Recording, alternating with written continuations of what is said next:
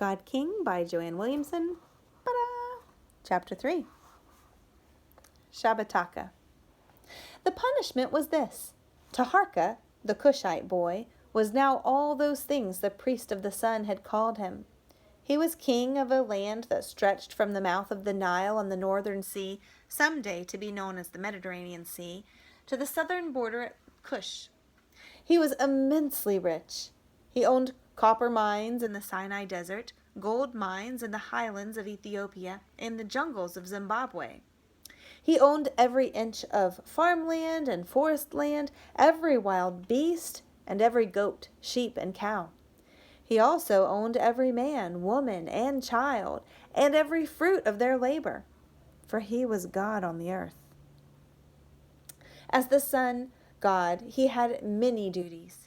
He must be up before the sun and in his golden chair, carried by 4 porters around the walls of the great house, for if he was not there, the sun would not rise at all. He must be on his golden stool before the sun was high, to receive the gifts of foreign princes and tribal chiefs, which were then shut away somewhere where he would probably never see them again. There were the judgments, and this he hated most of all, for the sun priest had already decided them, and cruel as they might be, he was expected to pronounce them. After a while, he let the sun priest make the pronouncements himself. The sun priest made no objection. And there were the taboos. Now that he was the god, so many things were forbidden him. He could eat no meat but the flesh of a calf or goose, and only flat bread made without yeast. Only at certain hours of the day or at festivals was he allowed outside the walls of the great house, and then his head must be covered by the double crown, and his feet must not touch the ground. The day of the crocodile hunt, the sun on his skin, the mud on his feet, began to seem like a wonderful, impossible dream. Taharka had become a prisoner who must not even dream of escape, for if any of the taboos were broken, he knew that disaster would come upon the people. The sun would not rise in the morning. The river would not rise, and all the land would dry up and wither away. He was very lonely. Those who spoke to him must kneel, their faces to the ground, for it was believed that the sight of the Pharaoh's radiant face would strike a man blind. For that matter, not many people were allowed to speak to him at all. Of course, there was Shepneset. Shepneset, the untouchable Shepneset, little princess high and mighty, the other children sneered, was now his betrothed wife. This was the law. If the wand had pointed to a beggar boy, that boy would have become the god, and he would have had to marry Shepneset. This at first had seemed the strangest thing of all. At first he had hardly dared to speak to her. What would he say? The first thing she said to him was, "Are you hungry?" And forgetting his shyness for a moment, he answered her, "I'm starving." She dumped a handful of dates into his lap. He wasn't sure if he was supposed to eat them, but he did. From then on, talking to Shepneset was no more a problem than it had ever been. Shepneset loved to talk about her lessons and how to get out of them, about the taboos and how to get around them, about food. Sometimes he thought he would have starved to death if it hadn't been for Shepnu. Sometimes she talked about the future. "I'll hate it," she said as they sat together by the pool in the courtyard. She had smuggled in some of the honey cakes made from the unleavened dough. She had wanted to bring the forbidden ones, but Taharka hadn't dared go that far. "Hate what?" said Taharka. "Everything about it," said Shepnu. "Living in Egypt, being shut up all day in that temple in Thebes. I'll be like you then, Hari, only worse. They'll make me give oracles. You know what that means." Taharka didn't answer. She had told him before. She told him again. "They'll make me breathe poppy smoke. I'll go out of my head and say stupid things, and they'll say it's the god Ammon talking." "Well, won't it be?" said Taharka to annoy her. He succeeded. What a baby! They can make you believe anything. He laughed. Shepnu looked at him sideways. Her voice softened. Besides, you won't be there. Taharka's heart quickened a little.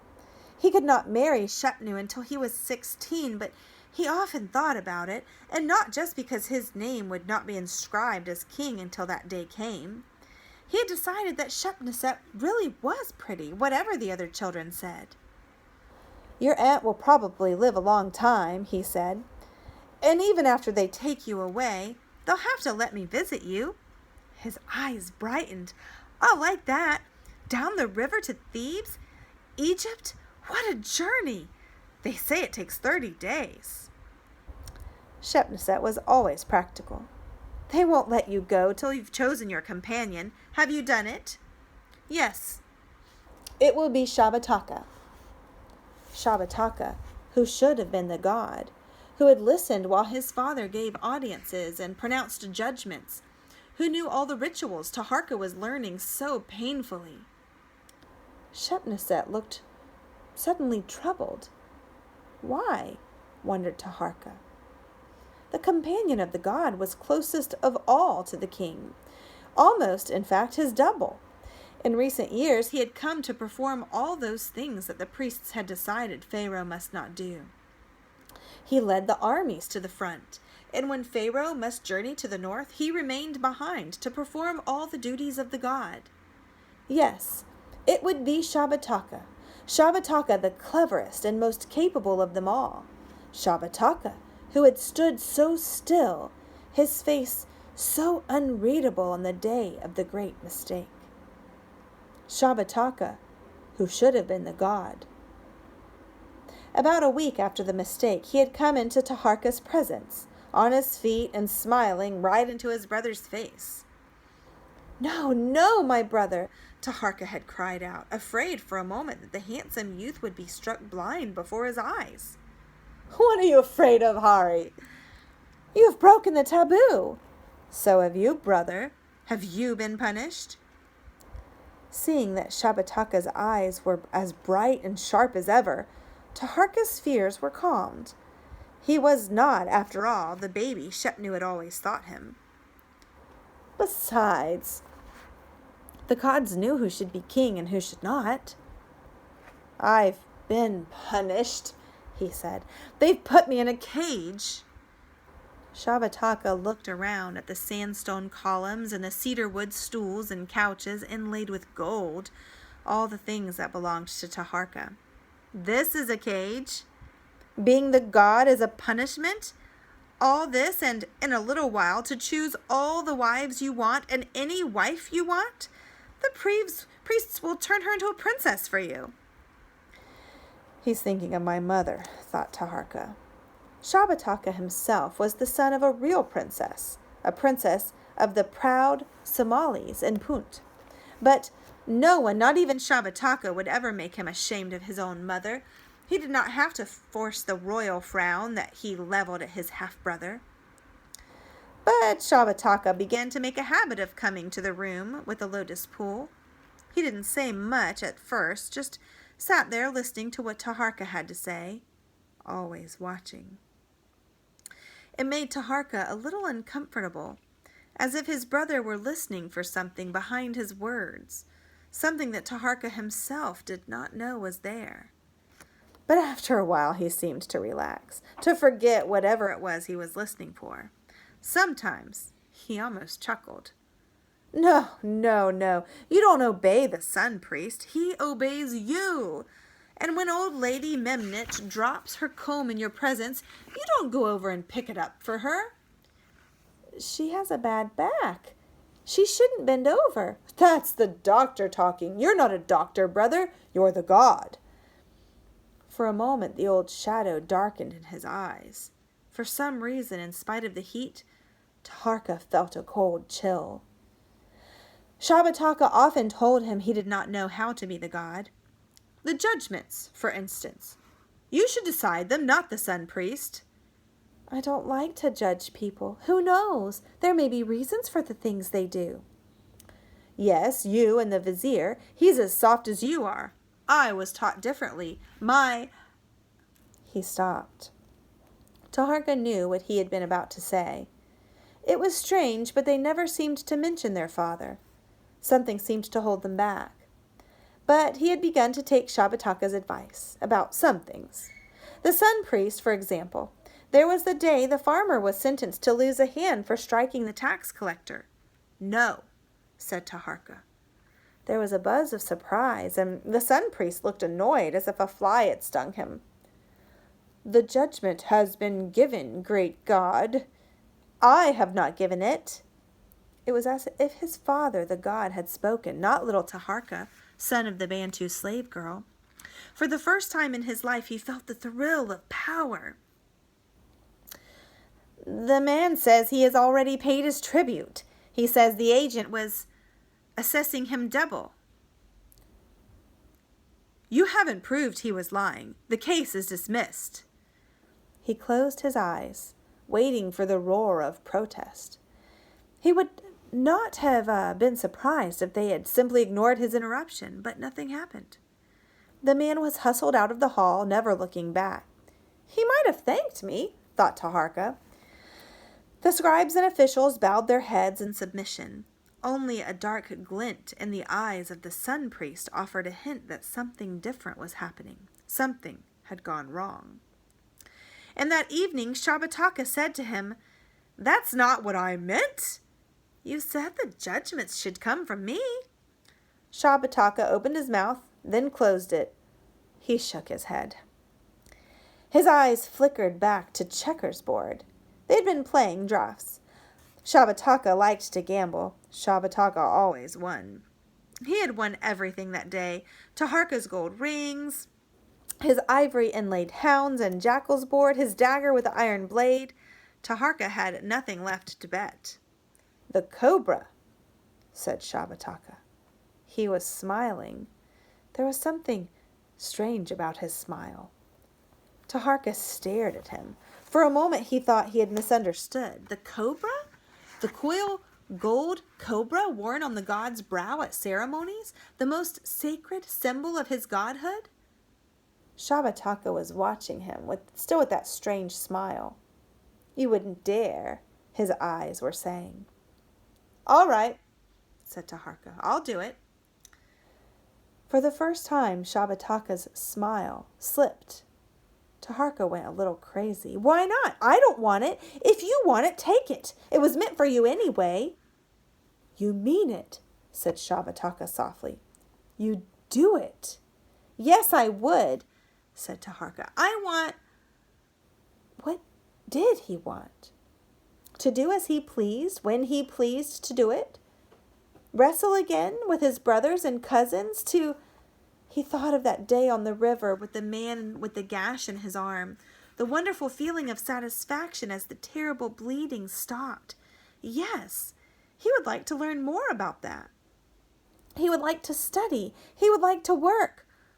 I don't want to be a prisoner. Be quiet. There was a dangerous glitter in the older boy's eyes. Listen, Hari. I would have given my soul to have been chosen that day. Don't talk to me any more of prisons. You would give your never to go boating on the Nile or drive a horse or speak to anyone who isn't crawling like a beetle? Let them try to stop me from driving a chariot. Let them try to stop me from anything. And, he added softly, I would like to see some of them crawl. He paused a moment, his eyes looking far off. I would let other nations know there is a God in Egypt. Even the Assyrians would know. The Assyrians? Who are the Assyrians? But then Shabataka laughed, and he poked his brother's shoulder with his fist. Don't worry, I'm not the god, you are. I'll teach you how to be one. Taharka no longer feared his radiant face might blind anyone. He often tried to make Imbuta stand or sit in his presence, but his uncle would no longer do so. The forbidden things are the forbidden things, he said. You are the god. I owe you respect. With Shabataka's encouragement, Taharka had begun his weapons training again. And Buta knelt beside him while he ran in place or lifted the weights or hurled the spear at the wooden target. And sometimes Imbuta did spring to his feet to correct him in his stance or in the grasp of his weapon. And then, when practice was over and Taharka sat by the pool wiping off the sweat, Imbuta still sometimes told him stories. "Tell me about how we became lords of Egypt." "You can read it yourself on the great stone when they take you to the temple." "But I like to hear you tell it." And Imbuta would tell it again. He himself could not read, but he loved the story, and he had repeated it till he knew it by heart. "In the days of Kashta, king of Cush, Egypt, our neighbor to the north, had fallen on evil days. There was no more Egypt. Desert tribes ruled it piece by piece and laughed at the gods. Excuse me. And sent bands of thieves to rob the tombs of their holy treasures. There was famine, for these barbarians knew nothing about watering the land with the Nile, and all the fields were drying up into desert. So messengers from Thebes came south to Cush, and knelt before the Cushite king, and swore their allegiance, and begged for his help. They set the white crown of the Egyptian southland above his head, and he began to restore their land. But the northland, where the great river spreads out into fingers and flows out into the sea, suffered still.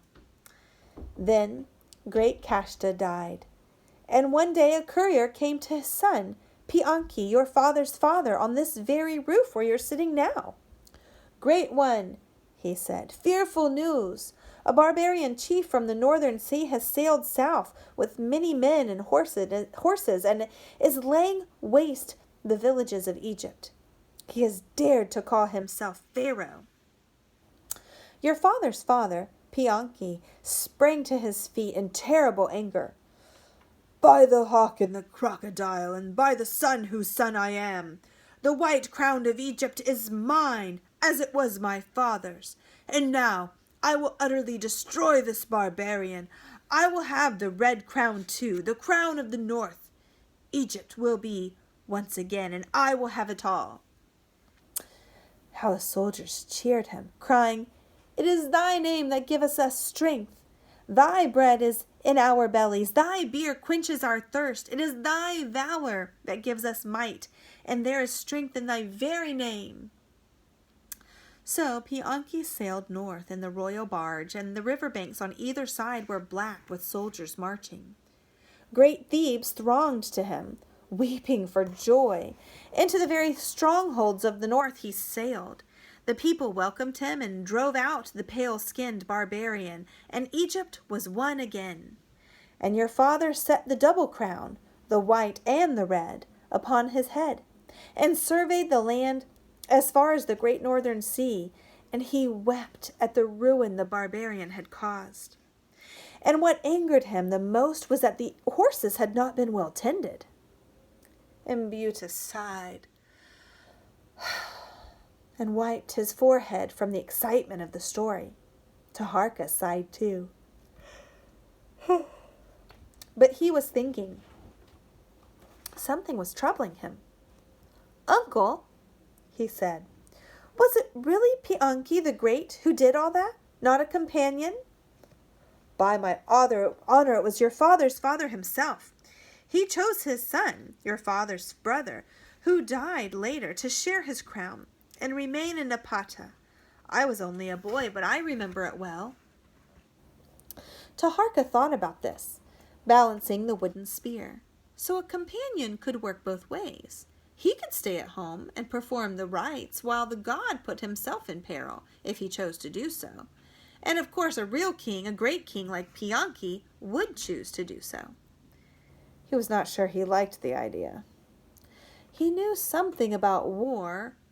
There were always the desert uprisings and invasions. He and the other royal students had once been taken to a place where wounded soldiers lay as a lesson in anatomy. He had never forgotten it.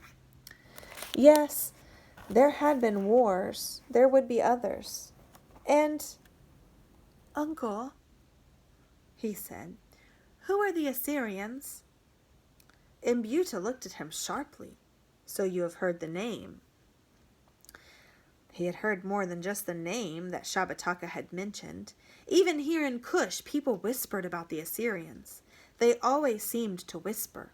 A strange and alien people far, far away, lurking in distant mountains on the edge of the world, like shadowy beasts of prey in a child's bad dream, reaching out with long, strong arms to grasp and crush all around them. "The Assyrians are a cloud, nephew," said Ambuta. "A far-off cloud." A cloud. Taharka felt a little relieved. That wasn't so bad. A cloud wasn't real. "Ambassadors came once here to Napata to ask your father for help against the Assyrians," said Ambuta. "From the kingdom of Israel, way up north to the east. What with the desert tribes in the west and all that was to be done at home, your father had none to give."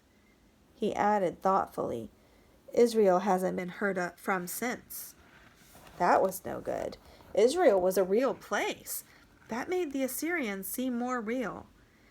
He thought of the stories he had heard. "They take people away," he said, and found that he was whispering too. "Just take them away, and they're never heard of again. Shabataka told me that. He was trying to frighten me, but he said that he thought it was a good idea. He said he thought they had lots of good ideas." "I'm sure he did," said Ambuta grimly. "They take them away, all of them, with ropes around their necks, like what happened to you and my mother." There was a silence.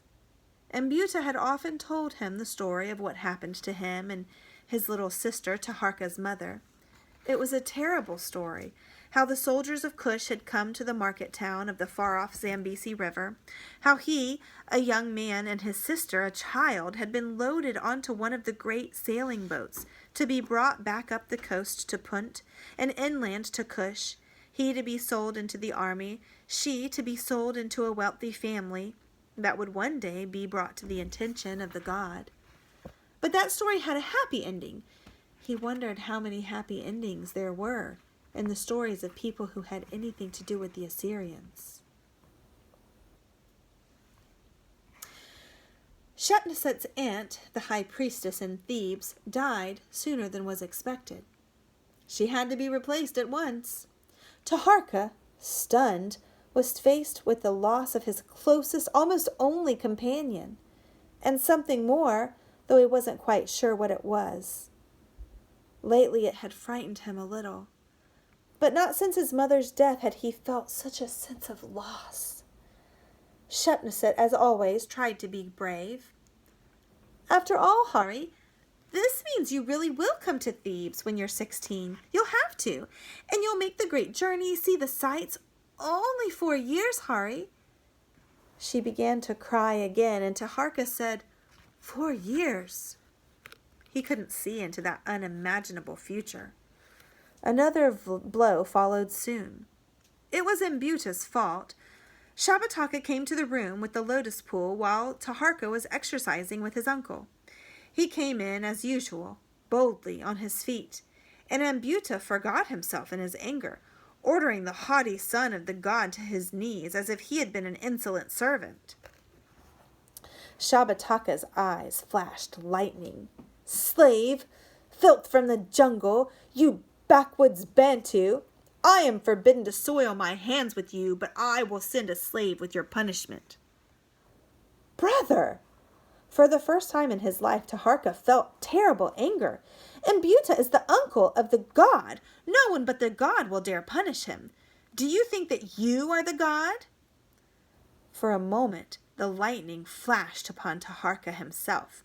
It was as if Shabataka were indeed the god, that the terrible light would blind the pretender. Then the light was hidden. Shabataka fell to his knees and crawled backward from the room with the lotus pool. Now Taharka's anger turned upon Ambuta. "Why did you do that? Shepnu is gone. Shabataka is all I have left. Now I no longer have him." "Great God, Great God, my little nephew, cried Mbuta, his own head carefully bent. If it were right and safe to face the god as an equal, would I not have done it long ago? Safe for whom? Has Shabataka been blinded? Have you been blinded? Save for you, my Lord God, save for you. The words broke from Mbuta as if against his will. The great God is the great God because he is the great God.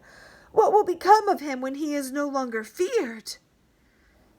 Taharka slumped on the stone seat. The child of the god, Shabataka, said Mbuta softly, this son of a Somali princess, he does not fear anything. Make him fear you, nephew. Make him fear you if what? If you want to go on being alive. For a moment, Taharka remembered the shadow in Shabataka's eyes. He put it out of his mind. Shabataka was his brother. Shabataka no longer came to the room with the lotus pool, and whenever Taharka passed him by, he was down on the floor in an instant. Taharka could no longer see what was in his eyes. But on the day of the rising of the Nile, most sacred day of all, when Taharka sat in solemn state high above the river in his sacred chair to bless the sacrifice, on this most sacred day, Shabataka in the throng of princes raised his eyes to his and nodded.